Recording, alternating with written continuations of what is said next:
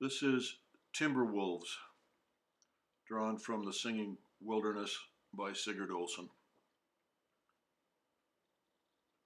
I could hear them plainly now on both sides of the river, could hear the brush crack as they hurtled windfalls in their path. Once I thought I saw one, a drifting gray shadow against the snow, but it was only a branch swaying in the light of the moon. When I heard the full-throated bawling howl, I should have had chills racing up and down my spine. Instead, I was thrilled to know that the big grays might have picked up my trail and were following me down the river, down the glistening frozen highway of the river.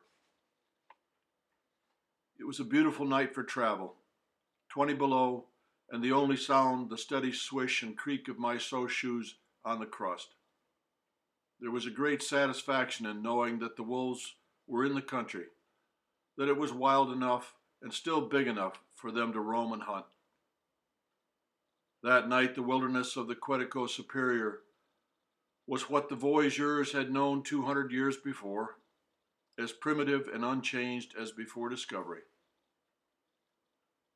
Some months before, I had had the same kind of experience on a pack trip in the Sun River country of Montana. In the bottom of a canyon, I saw the fresh track of a big grizzly in the soft muck beside a glacial creek. Although I did not see the bear, I knew it was nearby. Those tracks changed the country immediately for me. From that moment on, it was the land of Lewis and Clark, the land of the mountain men of the last century, a valley of the Old West. The river ahead narrowed down to where 2 points of timber came out from either bank, and as I approached, I sensed instinctively the possibilities of attack. I was familiar with the wolf lore of the old world, the packs on the steppes of Russia, the invasion of farms and villages, and had I believed the lurid tales of our early settlers and explorers, I might have been afraid. To the best of my knowledge, however, including the files of the U.S. Fish and Wildlife Service, for the past 25 years, there has never been a single authenticated instance of unprovoked attack on man. But still, there was a feeling of uneasiness and apprehension, and I knew that if the animals were concerned with anything but satisfying their curiosity, the Narrows would be the place for a kill. A swift rush from both points at the same time, a short, unequal scuffle in the snow, and it would be all over. My bones would go down with the ice in the spring, and no one would ever hear the story, and no one would be able to explain. As I neared the points of spruce, I could almost hear the crash of heavy bodies against the windfalls and brush. Weighing 100, even as much as 112 pounds or more, timber wolves are huge and powerful, can bring down a caribou or a moose, have nothing to fear on the entire continent but man. This was not the first time I had felt they were playing their game of hide and seek with me.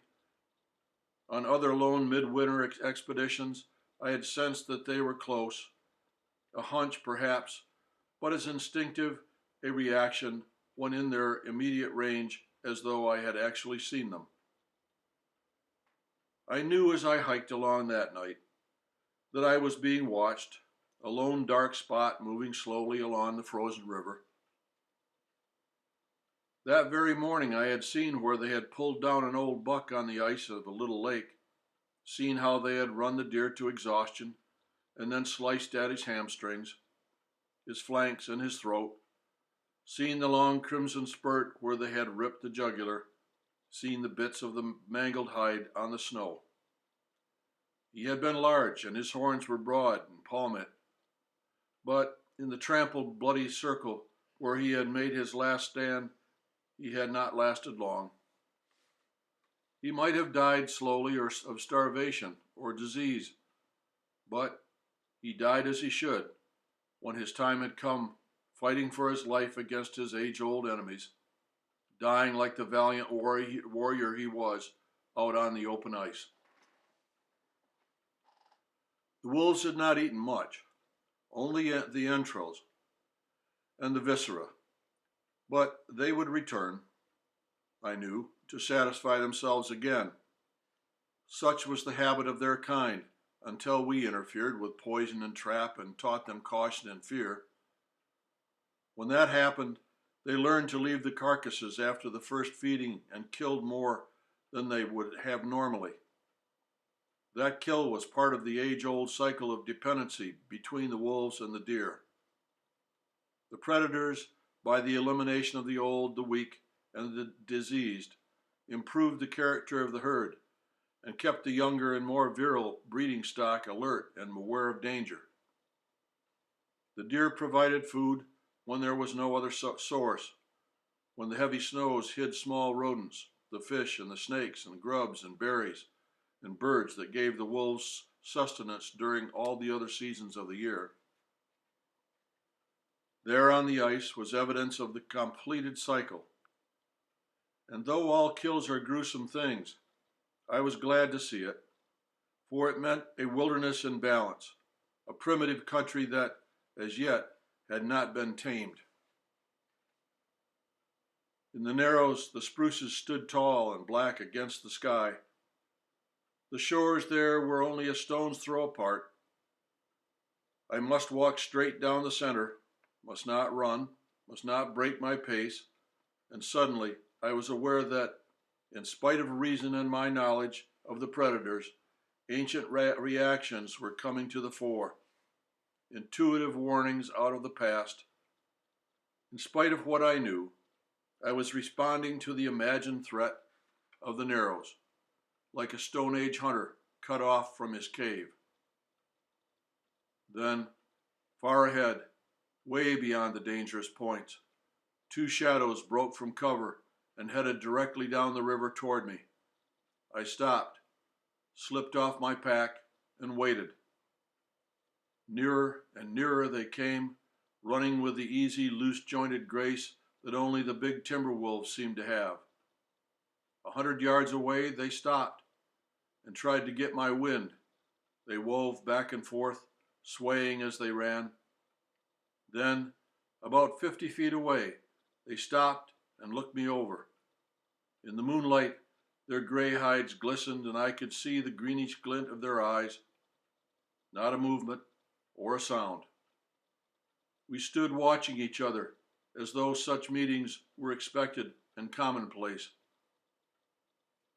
As suddenly as they had appeared, they whirled and were off down the river, two drifting forms against the ice. Never before had I been that close. Possibly never again would I see the glint in Timberwolves' eyes, or have such a chance to study their free and fluid movement. Once more came the long howl, this time far back from the river, and then I heard them no more. A little later, I pushed open the door of the little cabin and touched a match to the waiting timber in the stove. As I sat there listening to the roar of it and stowing away my gear, I realized fully what I had seen and what I had felt. Had it not been 20 below, I would have left the door opened wide so as not to lose the spell of the moonlit river and the pack ranging its shores. After I was warmed through and had eaten my supper, I stepped outside once more. The river was still a-glisten, and the far shore looked black and somber. An owl hooted back in the spruce, and I knew what that meant in the moonlit glades. A tree cracked sharply with the frost, and then it was still, so still that I could hear the beating of my heart. At last, I caught what I was listening for, the long-drawn, quavering howl from over the hills, a sound as wild and indigenous to the north as the muskegs or the northern lights. That was wilderness music, something as free and untamed as there is on this earth. Although thrilled to hear them once again, I was saddened when I thought of the constant war of extermination which goes on all over the continent. Practically gone from the United States, Wolves are now common only in the Quetico Superior Country in Canada and in Alaska. And I knew the day might come when, because of man's ignorance, the great greys would be gone even from there. Just before leaving on my trip up the river, I had seen a news story about the killing of 6 timber wolves by airplane hunters in the Rainy Lake country.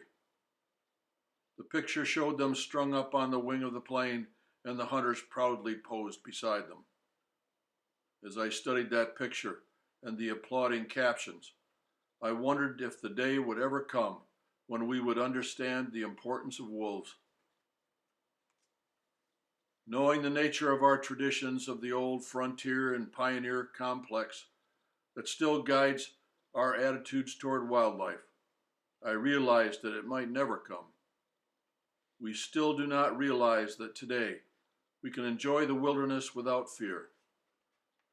Still do not appreciate the part that the predators play in the balanced ecology of any natural community. We seem to prefer herds of semi-domesticated deer and elk and moose, swarms of small game with their natural alertness gone. It is as though we were interested in conserving only a meat supply and nothing of the semblance of the wild. It was cold, bitterly cold, and I hurried back into the cabin and crawled into my sleeping bag in the corner bunk. Beside me was my pack, and in a pocket my brush-worn copy of Thoreau. I took it out, thumbed through it by the light of the candle. "We need," he said, "to witness our own limits transgressed, and some life pasturing freely where we never wander."